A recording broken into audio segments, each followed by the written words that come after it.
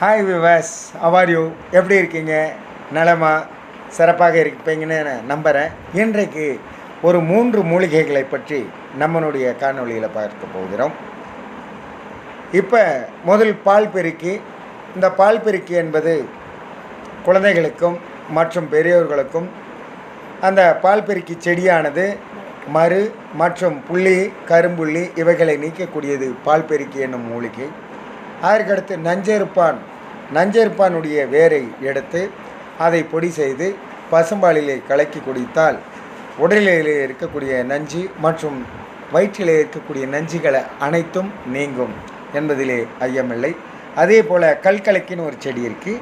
அந்த கல்கலக்கியை நன்கு சுத்தம் செய்துவிட்டு அதை நன்கு கழுவி சிறுக நறுக்கி அவற்றை நன்கு அரைத்து அவற்றை லேசாக கொதிக்க வைத்து மிக சிறப்பாக அவற்றை தமக்கு தேவையான அளவு தேனோ அல்லது சர்க்கரையோ அல்லது வெல்லமோ சேர்த்து அவற்றை இளஞ்சூட்டில் பருகி வந்தால் உடலிலே இருக்கக்கூடிய சிறுநீரக தொற்று மற்றும் சிறுநீரக கல் அடைப்புகள் நீங்கும். எனவே இதை கேட்டுக்கொண்டிருக்கின்ற அன்பு வியூவர்ஸ், லைக் பண்ணுங்கள், ஷேர் பண்ணுங்கள், கமெண்ட் பண்ணுங்கள், கட்டாயம் சப்ஸ்கிரைப் பண்ணுங்கள், மறக்காமல் சப்ஸ்கிரைப் பண்ணுங்கள்,